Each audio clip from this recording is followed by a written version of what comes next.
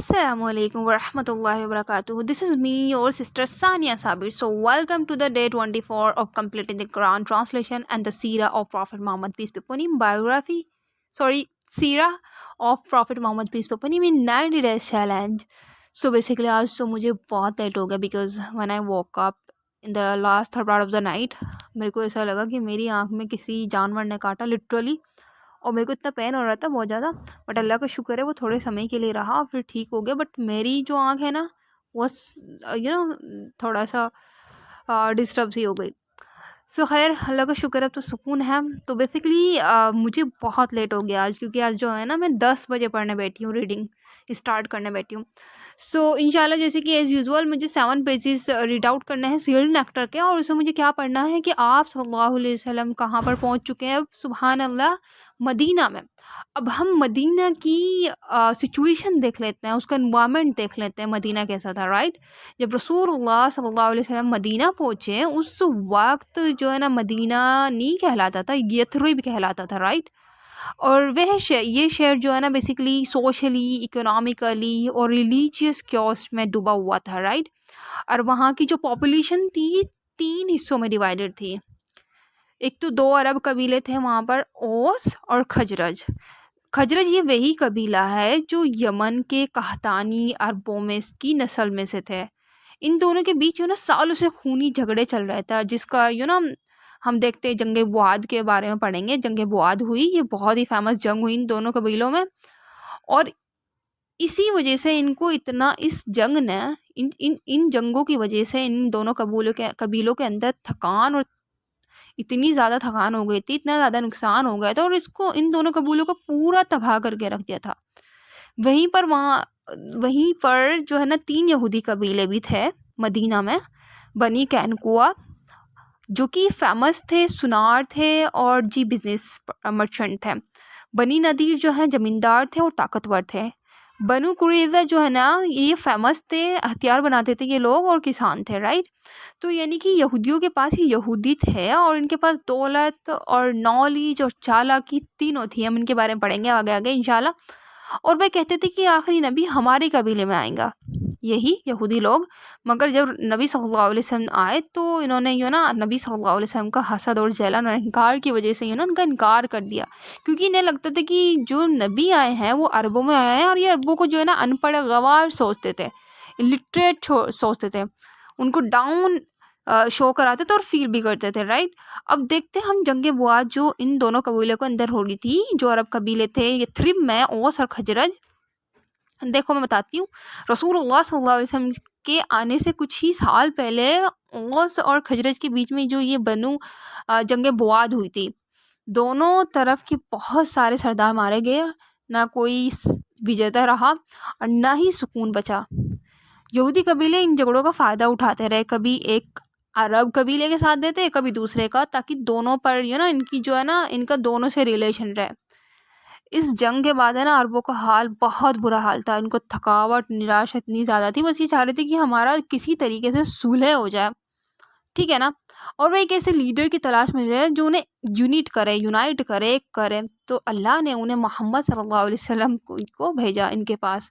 اور اللہ تعالیٰ اس کا قرآن شریف ہمیں ذکر کرتے ہیں سورہ آل عمران میں، اور یاد کرو جب تم آپس میں دشمن تھے، پھر اللہ نے تمہارے دلوں میں محبت ڈال دی اور تم اس کے فضل سے بھائی بن گئے، ٹھیک ہے نا. سو یہودی جو ہے نا صدیوں پہلے مدینہ میں بس گئے تھے، اور کہتے ہیں کہ بابل کی تباہی کی وجہ سے یہاں پر آئے تھے، مائگریٹ ہوئے تھے، اور بیزنٹین امپائر کے ظلموں سے بھاگ کر کے یہاں پر آئے تھے. رائٹ، ان کی خاصیت بتاؤں کیا تھی؟ ان کی خاصیتیں، یہ بزنس پرسن تھے، زمیندار تھے، ہتھیار بنانے میں ماہر تھے، جیسے کہ میں نے ڈسکس کرا، قلعہ بند عمارتیں بناتے تھے، مضبوط لمبی، ٹھیک ہے نا. اور ان کے ہاتھ میں پورا کا پورا آرتھک نینترن ان کے ہاتھ میں تھا، اکنامکلی اسٹیٹس پورا کا پورا ان کے ہاتھ میں تھا. اور وہ عربوں کو جو ہے نا، یہ لوگ جو ہے نا عربوں کو نیچا سمجھتے تھے اور انہیں جاہل کہتے تھے. اور مگر آپس میں خود بٹے ہوئے تھے یہ لوگ، رائٹ. ہر یہودی قبیلہ کسی نہ کسی عرب قبیلے سے جڑا ہوا تھا. جیسے کہ میں نے بتایا نا ابھی یہاں پر 3 قبیلے تھے یہودی. بنو نذیر اور بنو قریظہ تو اوس کے ساتھ دیتا تھا، بنی قینقاع خزرج کے ساتھ دیتا تھا، رائٹ. لیکن یو نو واٹ ہیپن، اندرونی ترکار اور اندرونی لڑائی کی وجہ سے عربوں کے بیچ میں اندرونی لڑائی چل رہی تھی، اور اوس اور خزرج کے بیچ میں لڑائی یہ چل رہی تھی، اور ان لوگوں نے فائدہ اٹھایا، کمزوری کا فائدہ اٹھایا. کسی نے، یہودیوں نے، کتنے یو نو چنٹ ہیں یہ لوگ. ہم پڑھتے ہیں ان کے بارے میں، اور اب بھی ہم دیکھ سکتے ہیں پوری دنیا میں کیا حال کر رکھا ہے ان لوگوں نے، رائٹ. اب ہم دیکھ لیتے ہیں ریلیجیس ایٹماسفیئر کیسا تھا وہاں پر عربوں میں، سوری مدینہ میں، یثرب میں، رائٹ. جیسے کہ عرب جو قبیلے تھے وہ بیسیکلی آئیڈیل ورشپرز تھے، اور کچھ حنیف تھے جو کہ بلیو کرتے تھے ان وننس آف گاڈ، رائٹ. اور کچھ یہودی تھے وہاں پر، اور کچھ عیسائی، ٹھیک ہے. اور یہودی تو ہمیں بتائیے، یہودی جو ہے نا یہ تورات پر ایمان رکھتے تھے اور آخری نبی کا انتظار کر رہے تھے. لیکن جب نبی صلی اللہ علیہ وسلم آئے تو انہوں نے نبی صلی اللہ علیہ وسلم کو حسد اور گھمنڈ کی وجہ سے ان کو مانا نہیں، ان کی بات نہیں مانی، ٹھیک ہے. اور اب ہم دیکھ لیتے ہیں سوشل اسٹیٹس کیا تھا مدینے میں نا. واٹ، اس وقت تک کوئی حاکم یا حکومت نہیں تھی. جیسے کہ ہم نے بتایا مکہ میں بھی ایسے ہی تھا، مدینہ میں بھی ایسے ہی تھا. تو ہر قبیلہ اپنی اپنی الگ الگ قانون اور روایتوں پر چلتا تھا. خون کے بدلے خون چاہیے تھا ان کو، بدلے کی جنگیں کرتے تھے وہ، قانونی ناانصافی تھی ان کے بیچ میں، اور انٹرسٹ تو ان کے لیے عام بات تھی، کیونکہ یہودی جو ہے نا، یہودی انٹرسٹ کو حلال سمجھتے ہیں، رائٹ. بٹ ان لوگوں کو جو ہے نا، یثرب کے لوگوں کو امن کی اور جسٹس کی سخت ضرورت تھی. ان کے دلوں میں ایک ایسے نیتا کا انتظار کر رہے تھے، ایک ایسے لیڈر کا انتظار کر رہے تھے جو انصاف کرے اور ایکتا کو قائم کرے، یونٹی قائم کرے. اور یہی بنیاد بنی سبحان اللہ اسلام کی حکومت کی، ٹھیک ہے نا. جب نبی صلی اللہ علیہ وسلم جو ہے نا مدینہ پہنچے، یہ صرف ایک ہجرت نہیں تھی بلکہ انسانیت کی تاریخ کا موڑ تھا.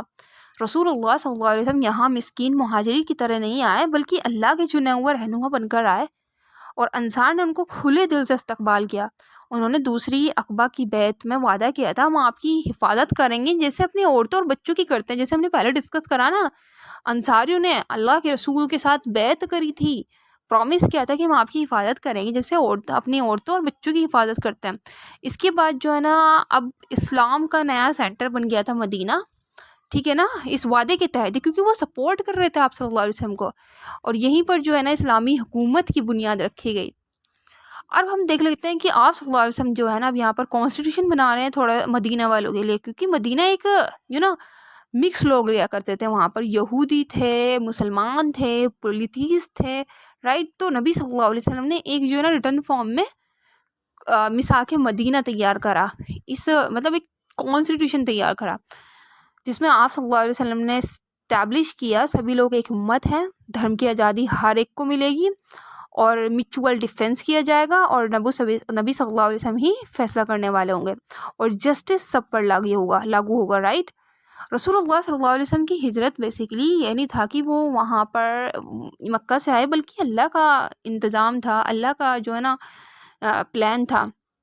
بیسیکلی مدینہ میں وہ تمام گن موجود تھے، وہ تمام کوالٹیز موجود تھی جو ایک اسلامی سوسائٹی کی بنیاد کے لیے ضروری ہے. جیسے یہاں کے لوگ جو ہے نا امن کے طلبگار تھے، وہ پریشان ہو چکے تھے، وہ تھک گئے تھے لڑ کر، ٹھیک ہے نا. اور ویسے بھی یہودی سماج کے لوگ بھی تھے وہاں پر، اور جو کہ جن کو ریولیوشن کو جو ہے نا تجربہ تھا، ٹھیک ہے نا. اور اب ان کی دھرتی جو ہے نا اسلام کی نرسری بننے کے لیے تیار تھی، right. So subhanallah, this is how our 7 pages of the Quran translation complete. Sorry, still nectar complete. Now move on to the Quran translation. So basically مجھے یہاں پر آج جو ہے نا قرآن ٹرانسلیشن میں جو ہے نا سورہ انفال جو ہے کمپلیٹ کرنی ہے، رائٹ، 7 پیجز میں، اور اس میں سورہ توبہ بھی لینی ہے جس میں ورڈس آ جائیں گی 1 to 28 تک، ٹھیک ہے. سورہ انفال کی ورس نمبر 26 میں اللہ سبحانہ وتعالیٰ کہہ رہے ہیں کہ اللہ سبحانہ وتعالیٰ مومنوں کو یاد دلا رہے ہیں کہ یاد کرو جب تم کمزور تھے، دھرتی میں گنے چنے تھے، ڈرتے تھے کہ لوگ تمہیں کہیں اٹھا نہ لے جائیں، پھر اللہ نے تمہیں جگہ دی، تمہیں مدد دی، اور تمہیں پاک چیزوں سے روزی دی تاکہ تم شکر ادا کرو. یاد بتاتے ہیں کہ جب مسلمانوں کی حالت بہت کمزور تھی نا، مکہ میں ہم پڑھ رہے ہیں پروفٹ محمد پیس بی اپن کی بایوگرافی میں، رائٹ. سو اللہ نے انہیں مدینہ میں جو ہے نا مدینہ کے لیے مائگریٹ کروایا، مدینہ میں بھیجا، رائٹ. اور وہاں پر جو ہے نا پاور دی اللہ تعالیٰ نے. ہم یہیں پر آ رہے ہیں, ہم قرآن کی پروفٹ محمد پیس ان کی بایوگرافی پڑھ رہے ہیں نا, ہم یہیں پر آ رہے ہیں کہ اللہ تعالیٰ نے جو ہے نا کس طریقے سے اللہ تعالیٰ پلاننگ کر رہے ہیں مسلمانوں کے, آپ صلی اللہ علیہ وسلم کی کس طریقے سے مدد کر رہے ہیں. اس کے بعد اللہ تعالیٰ کہہ رہے ہیں کہ اے ایمان والو, اللہ اور رسول کے ساتھ خیانت نہ کرو اور نہ ہی اپنی امانتوں میں بے ایمانی کرو, اور جان لو کہ تمہاری دولت اور تمہارے بچے تمہارے لیے آزمائش ہے. اس میں اللہ تعالیٰ سمجھتے ہیں کہ مسلمانوں کو اپنی ذمہ داری میں سچا اور ایماندار رہنا چاہیے, اور دنیا کی نعمتیں اصلی مقصد نہیں بلکہ امتحان ہیں. اللہ تعالیٰ is saying in the verse number 27 and 28 میں these things. دین اللہ تعالیٰ جو ہے نا تقوی کی جو ہے نا برکتیں بتا رہے ہیں. اگر تم اللہ سے ڈرو گے, تقوی اپناؤ گے, تو وہ تمہیں فرق کرنے کی قابلیت دیں گے. اللہ سبحانہ وتعالیٰ کیا صحیح ہے کیا غلط, تمہارے گناہ معاف کریں گے اللہ تعالیٰ, اور رحمت نازل کریں گے. اس سے پتہ چلتا ہے, دیکھو جی, تقوی انسان کو اندر سے روشن کرتا ہے اور اسے صحیح غلط کی پہچان دیتا ہے. اس کے بعد جو ہے نا مکہ کے کافروں کا انکار بتا رہے ہیں اللہ تعالیٰ کہ کفار مکہ کہتے تھے اے اللہ اگر یہ سچ ہے تو ہم پر آسمان سے پتھر برسا دے, اور یہ ان کا مذاق اور گھمنڈ تھا. اللہ تعالیٰ کہتا ہے کہ وہ انہیں اس لیے نہیں سجا دیتا کیونکہ رسول اللہ صلی اللہ علیہ وسلم ان کے بیچ ہیں, اور کیونکہ ان میں کچھ لوگ ایسے ہیں جو معافی مانگتے ہیں. پھر اللہ تعالیٰ بتا رہے ہیں دعوت کے بارے میں, کہہ دو اے نبی صلی اللہ علیہ وسلم اگر وہ لوگ باز نہ آئے نا تو جو ہو چکا ہے وہ معاف ہے, لیکن اگر پھر وہی کریں گے تو پہلے جیسی سزا پھر ہوگی ان کو. پھر اللہ سبحانہ وتعالیٰ اس کے بارے میں بتا رہے ہیں, غنیمت کے حق کے بارے میں بتا رہے ہیں کہ جان لو کہ جو غنیمت یعنی کہ غنیمت کا مال, یدھ میں جو مال مسلمانوں کے ہاتھ لگتا ہے, تو اللہ تعالیٰ اس کے بارے میں بتا رہے ہیں کہ تم نے جو پایا نا غنیمت کا مال, اس میں 5واں حصہ اللہ کا ہے, رسول اور رشتہ دار, یتیم اور مسکین اور مسافر کا ہے. پھر اس کے بعد بتا رہے ہیں بدر کا واقعہ. اللہ بتاتے ہیں کہ کیسے اس نے بدر کی جنگوں میں مسلمانوں اور کافروں کو کس طرح آمنے سامنے لا کھڑا کیا, یہ فیصلہ ہو جائے کہ کون حق پر ہے. پھر اس کے بعد جو ہے نا اللہ تعالیٰ جہاد کا طریقہ بتا رہے ہیں کہ جب تم دشمنوں سے ٹکراؤ تو مضبوطی سے ڈٹے رہو, اللہ کو زیادہ یاد کرو تاکہ تم کامیاب ہو. پھر اللہ تعالیٰ شیطان کا دھوکہ بتا رہے ہیں کہ شیطان نے کافروں کو جنگ کے لیے اکسایا, اور پھر جب لڑائی شروع ہوئی وہ ڈر کر بھاگ گیا اور بولا میں تم سے الگ ہوں. یہ ہمیں نا پڑھیں گے انشاءاللہ پروفٹ محمد پیس ان کی بایوگرافی میں. پھر اللہ تعالیٰ کہہ رہے ہیں کہ اللہ کسی قوم کی نعمتیں جب تک نہیں بدلتا جب تک کہ وہ خود اپنے حالت نہیں بدلتے. پھر اللہ تعالیٰ کہہ رہے ہیں کہ اگر دشمن صلح کی طرف جھکے تو تم بھی صلح کرو, اللہ پر بھروسہ رکھو. اور پھر اللہ تعالیٰ کہہ رہے ہیں کہ اللہ سبحانہ وتعالیٰ رسول اللہ صلی اللہ علیہ وسلم سے کہہ رہے ہیں کہ اگر وہ تمہیں دھوکہ دینا چاہیں تو اللہ تمہارے لیے کافی ہیں. اور پھر اللہ سے بتایا گیا ہے کہ سچے مومن ایک دوسرے کے مددگار ہیں, اور کوئی اللہ اور اس کے رسول کی مدد کرے گا تو اللہ ہی کی مدد کرے گا. اس کے بعد جو ہے نا سورہ توبہ سٹارٹ ہو جاتی ہے, ہمیں ورس نمبر 1 to 28 پڑھنی ہے. ورس نمبر 1 to 3 میں اللہ تعالیٰ بتا رہے ہیں, اعلان علیحدگی کے بارے میں بتا رہے ہیں کہ اللہ اور اس کا رسول اب ان مشرکوں سے بری ہے جن سے پہلے معاہدے تھے اور انہوں نے اسے توڑا. 4 مہینے کا وقت دیا گیا کہ وہ یا تو توبہ کریں یا سزا کے لیے تیار رہیں. پھر اس کے بعد جو لوگ اپنے معاہدے پر قائم رہے ان کے ساتھ معاہدہ پورا کیا جائے. اگر کوئی مشرک امن مانگے, پناہ مانگے تو اسے سناؤ تاکہ وہ حق کو جان سکے, پھر اسے سرکشت جگہ پہنچا دو. پھر اس کے بعد اللہ تعالیٰ بتا رہے ہیں کہ معاہدہ توڑنے والوں کی نندا. مشرکوں نے اپنے وعدے توڑے اور مسلمانوں کے خلاف سازش کی, اس لیے ان سے اب کوئی سمجھوتا نہیں رہے گا. وہ نہ رشتے کی پرواہ کرتے ہیں نہ قرار. سبحان اللہ, we are discussing these things انشاءاللہ ان upcoming chapter of the Prophet Muhammad peace be upon him biography. پھر اس کے بعد اللہ سبحانہ وتعالیٰ کہہ رہے ہیں کہ اگر وہ توبہ کر لے, نماز قائم کرے اور زکوٰۃ دے تو وہ تمہارے بھائی ہیں. پھر کہہ رہے ہیں کہ مسجد حرام کا حقدار کون ہے. اللہ سبحانہ وتعالیٰ کہ مشرکوں کو مسجد حرام کی عمارت کا کوئی حق نہیں ہے جب وہ خود اپنے کفر کا اظہار کرتے ہیں. اصل حقدار تو وہ ہے جو ایمان لائے, نماز قائم کی, زکوٰۃ دی اور اللہ سے ڈرتے ہیں. اس کے بعد جو ہے نا اللہ تعالیٰ بتا رہے ہیں کہ کافروں کو لگتا ہے کہ حج کرنے والوں کو پانی دینا اور کعبے کی دیکھ بھال کرنا بڑا کام ہے. پھر اللہ کہتے ہیں کہ ایمان لانا اور اللہ کی راہ میں جہاد کرنا اس سے کہیں بڑھ کر ہے. ایسے لوگوں کو جنت کی خوشخبری دے گی. اس کے بعد اللہ تعالیٰ کہہ رہے ہیں کہ اے ایمان والو, اپنے باپ دادا بھائیوں کو دوست نہ بناؤ اگر وہ ایمان کے دشمن ہو. اللہ نے تمہیں پاک بنا دیا اور مشرکوں کو مسجد حرام کے قریب آنے سے روک دیا. اس سے اسلامی پہچان اور عزت کی حفاظت کا حکم ملتا ہے. So subhan Allah, this is how about 7% of the Quran translation complete. سبحان اللہ، ہمیں کتنے مورل لیسنس دیکھنے کو مل رہے ہیں قرآن میں. اللہ تعالیٰ کس طریقے سے مدد کر رہے ہیں. جب مسلمان کمزور تھے اللہ نے انہیں طاقت دی.